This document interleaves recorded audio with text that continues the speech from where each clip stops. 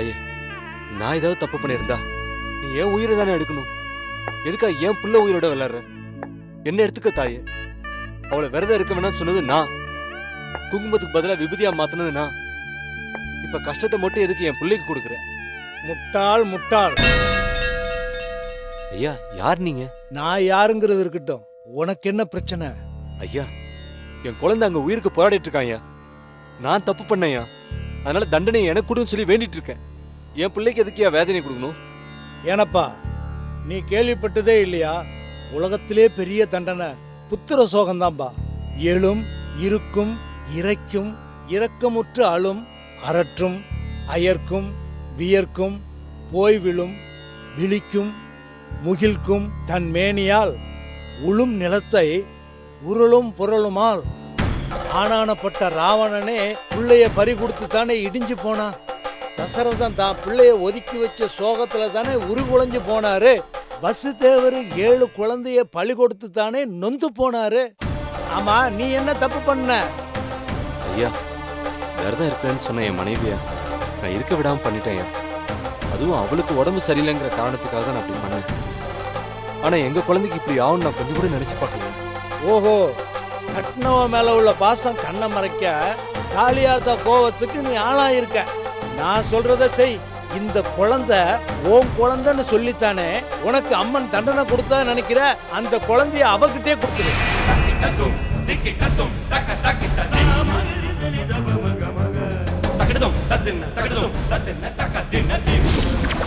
இந்த அம்மன் ரொம்ப சக்தி வாய்ந்த அம்மன், கருகாத்த பெரிய தாட்சி. எத்தனை பேர் குழந்தைய காப்பாத்திருப்பா, உன் குழந்தையையும் நிச்சயமா காப்பாத்துவா. எனக்கு புரியலையா, என் குழந்தைய நான் எப்படி கொடுக்கணும்? என்னப்பா இது?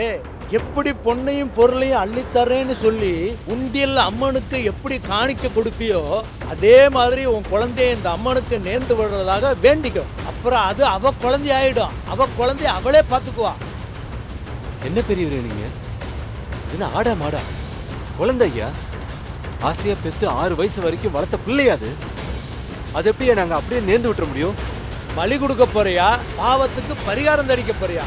யோசி. உசுறு முக்கியமா, ஓ வீம்பு முக்கியமா?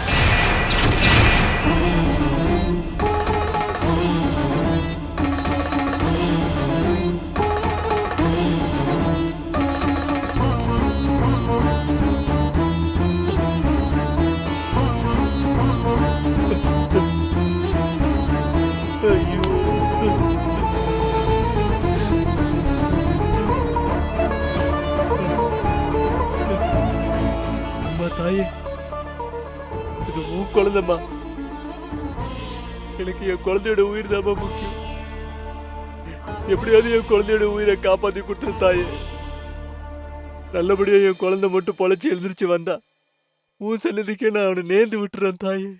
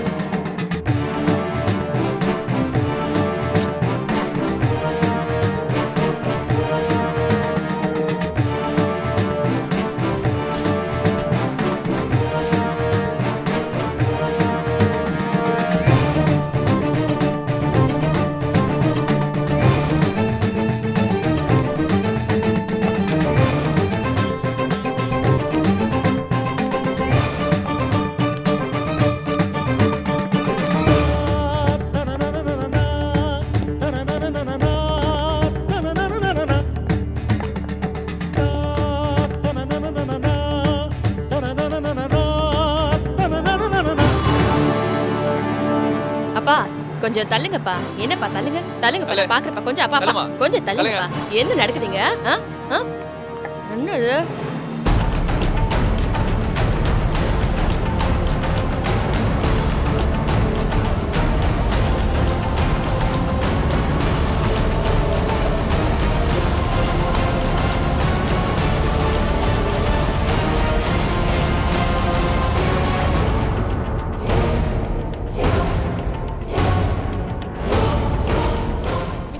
யாதவா மாப்ள ஐயோ, நகருப்பா நகரு. இப்ப என்ன நடந்துச்சுன்னு இப்படி கூட்டமா வேடிக்கை பார்த்துட்டு இருக்கீங்க? ஏமா யாருமா வேடிக்கை பார்த்துக்கிட்டு இருக்கிறது? இந்த குழிக்குள்ளார ஒரு பையன் விழுந்து கிடக்குறான், நாங்கெல்லாம் தவிச்சுக்கிட்டு இருக்கோம். நடுவுல வந்து நாட்டாம பண்ணிக்கிட்டு என்ன வேடிக்கையா காமிச்சுக்கிட்டு இருக்க? வேற வேலை பொழப்பு இல்லாம இங்க வந்துட்ட. யாருக்கு பொழப்பு இல்ல? என்னையா பொழப்பு இல்லாதவன்னு சொன்ன? ஐயோ ஐயோ, உங்க எல்லாரோட பொழப்புமே என்கிட்டதான் இருக்கு. இவ வயசானவ என்னத்த பண்ண போறான்னு பாக்குற. நீ என்ன பண்ணிட்டு இருக்க? இவ்வளவு நேரம் சும்மா தானே இருக்க? வேடிக்கை தானே பாக்குற? யாருக்காவது வேதனைன்னா எல்லாம் கூட்டம் கட்டிட்டு பாக்குறது. யார வெட்டுனா என்ன, யார குத்துனா என்ன, நம்ம குத்து கல்லாட்டு நின்னு பாக்குறது. அப்பா, ஆனா நான் அப்படி இருக்க முடியுமா? காப்பாத்தணும்ல.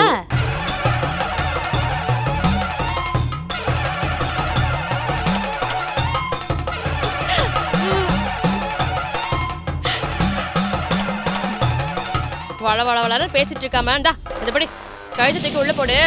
உள்ள மேல வருவான். யாருமா நீ? வேலையை பார்த்துட்டு போமா. குழந்தை குழிக்குள்ள விழுந்துருச்சுன்னு நாங்களே அவஸ்தைப்பட்டு இருக்கோம். நீ வந்து கைத்த போட்டா குழந்தைய காப்பாத்தலாம்னு சொல்ற. விளையாடிட்டு இருக்கியா? போமா அந்த பக்கம். ஐயோ, எதுக்குப்பா இப்படி கோவப்படுற? ஏமா, ஆம்புலன்ஸ் வந்திருக்கு, போலீஸ் நாங்க வந்திருக்கோம், ஃபயர் சர்வீஸ் வந்திருக்கு. இவ்வளவு பேர் இருக்கும்போது நீ வந்து குழந்தைய காப்பாத்திருவியா? விளையாடுத்தனமா இருக்கு நீ சொல்றது. போமா வெளிய. சார், நாங்களே காலையிலிருந்து குழந்தைக்கு என்னாச்சோ ஏதாச்சும் கண்ணில் பார்க்க முடியாம பரிவிச்சு போய் கிடக்கோம் சார். அவங்க சாமி மாதிரி வந்து ஏதோ சொல்றாங்க, அவங்க சொல்றதை செஞ்சு பாருங்களே சார். என்ன சார் நீங்க நீங்களே சொல்றான். அதுக்கப்புறம் என்ன? இந்தாங்க போடுங்க. புள்ள மேல வருவான். போடுப்பா. அட ஆமா சார், பெரியவங்க சொல்றாங்கல்ல, கொஞ்சம் கேட்டுதான் செய்யுங்களேன். ஆமாங்க சார், செய்யுங்க சார். எல்லாரும் நம்புறாங்க, நீ என் மேல நம்பிக்கையோட கைத்த உள்ள போடு. புள்ள மேல வரும்பா. இந்தா போடு. கான்ஸ்டபிள் இந்தாயா.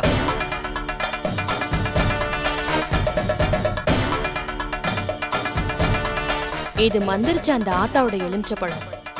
இத அந்த கைத்துல கட்டி உள்ள இறக்கு. ஆத்தா புள்ளைய தானா மேல கொண்டு வருவான். போடியா.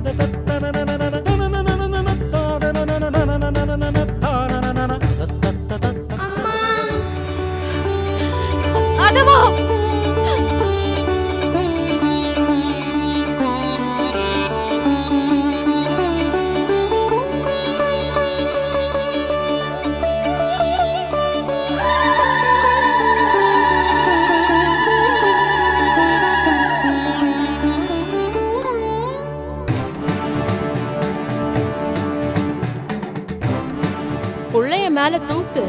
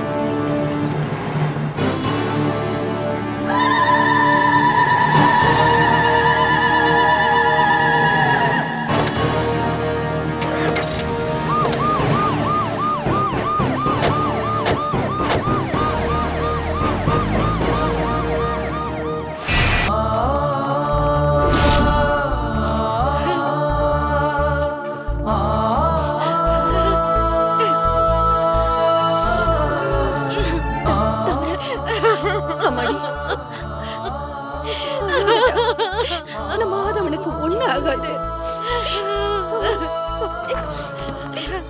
சிஸ்டர், குழந்தை எப்படி இருக்காங்க? கண்ணு முடிச்சுட்டாங்களா? எல்லாம் தெரியாது சார். உள்ள ட்ரீட்மெண்ட் நடந்துட்டு இருக்கு. டாக்டர் வந்து சொல்லுவாங்க. சிஸ்டர் சிஸ்டர், ஒரு நிமிஷம் நில்லுங்க. என்னடா இப்படி சொல்லிட்டு தாமரை, தாமரை, நீ ஒண்ணு கவலைப்படாத தாமரை. எல்லாம் நல்லபடியா நடக்கும். குழந்தைக்கு தான் உயிர் இருக்குன்னு சொல்லிட்டாங்கல்ல, அப்படியே நீ அதையே நினைச்சு அழுதுட்டு இருக்க. நான் ஒரு பாவி. என் புள்ள உசுருக்கு நானே ஒல வச்சுட்டேன். நான் பண்ண தப்புனாலதான் என் குழந்தைக்கு இந்த நிலைமை வந்துச்சு. என்னங்க குழந்தைக்கு எப்படி இருக்கு? நல்லா இருக்கானா? இங்க ஆதவனோட அப்பா அம்மா யாரு? நான் தான் நான் தான் டாக்டர். டாக்டர். பாதனுக்கு எப்படி இருக்கு? ஒன்னும் ரிஸ்க் இல்ல. ஐசியூ வார்ட்ல இருந்து நார்மல் வார்டுக்கு ஷிஃப்ட் பண்ணியாச்சு. இன்னும் கொஞ்ச நேரத்துல குழந்தை கண்ணு முழிச்சிடுவான். Thank you doctor.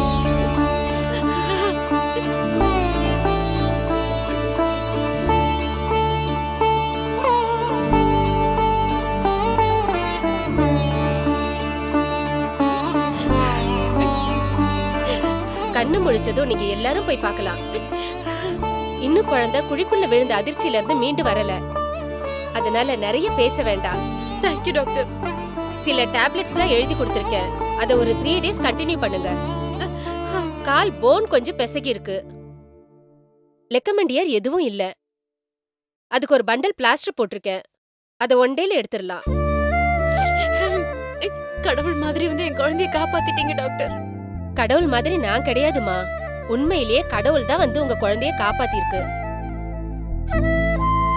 பொதுவா இந்த மாதிரி ஆழ்துளை கிணத்துல விழுந்த குழந்தைங்களோட கேஸ் வரும்போது செத்து போய் மார்ச்சுவரியில தான் போய் பாப்போம். ஆனா உங்க குழந்தைய நீங்க உயிரோட பாத்திருக்கீங்க. இது மருத்துவத்துக்கு அப்பாற்பட்டது. Blessing God. நாங்க கடமையை தான் செஞ்சோம். அதிசயங்கள் கடவுளால மட்டும்தான் செய்ய முடியும். அதனால நீங்க கடவுளுக்கு மட்டுமே நன்றி சொல்லுங்க.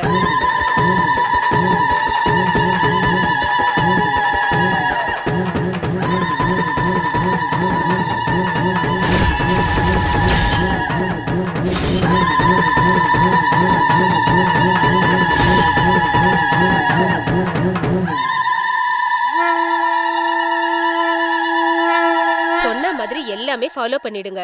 நம்ம பண்ண வேண்டியதை பண்ணிட்டா எல்லாமே சரியாயிடும்.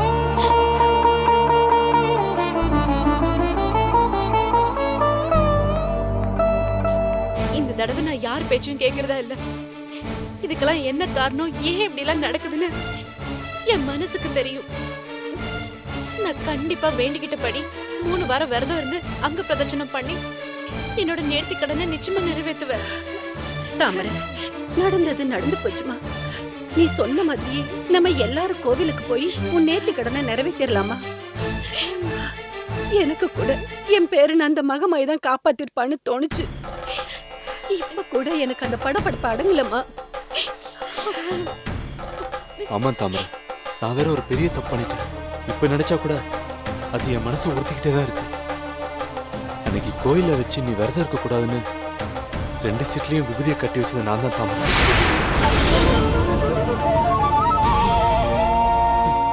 மாப்பிள, என்ன மாப்பிள, என்ன காரியம் பண்ணிருக்கீங்க?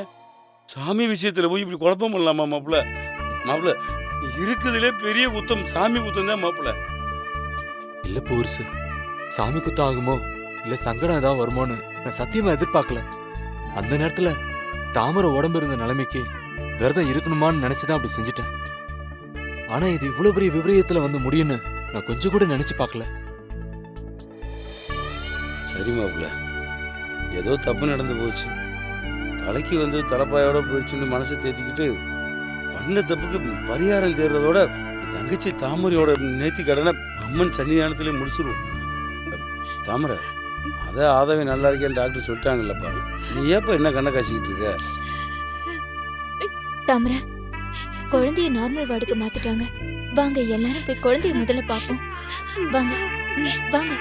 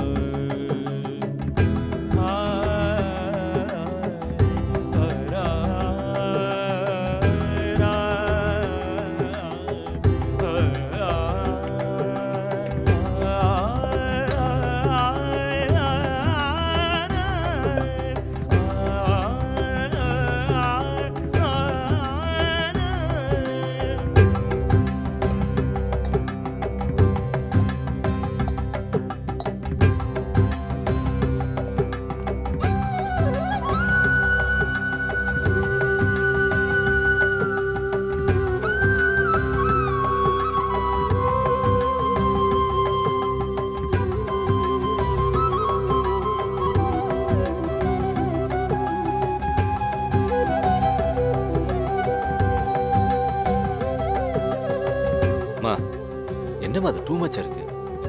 என்ன முட்டாள்தனமான பிரார்த்தனை? டேய் கோவிலுக்கு வந்து அப்படியெல்லாம் பேசக்கூடாதுடா, கொஞ்சம் அமைதியா இரு. எல்லாம் அந்த ஆத்தா பாத்துக்குவா. அம்மா இவளுக்கு ஏதாவது ஒண்ணுன்னா நான் தான் பார்த்தாகணும். டேய் முதல்ல வேண்டுதல் நல்லபடியா முடியட்டும்டா, கொஞ்சம் பொறுமையா இருடா.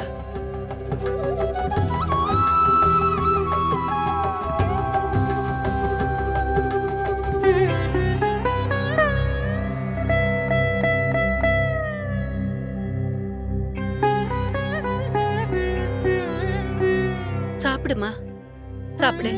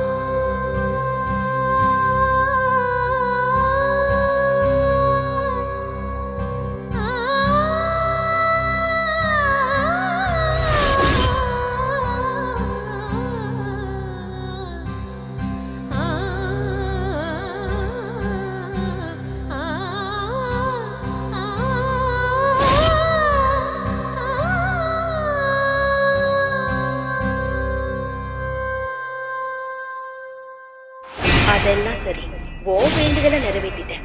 ஆனா எப்படியாவது என் குழந்தையோட உயிரை காப்பாத்தி கொடுத்துருத்தாயே. நல்லபடியா என் குழந்தை மட்டும் பொழைச்சி எழுந்திருச்சு வந்தா உன் சன்னதிக்கு நான் அவனை நேர்ந்து விட்டுறேன் தாயே. உன் புருஷன் வேண்டுதலை எப்ப நிறைவேற்ற போற?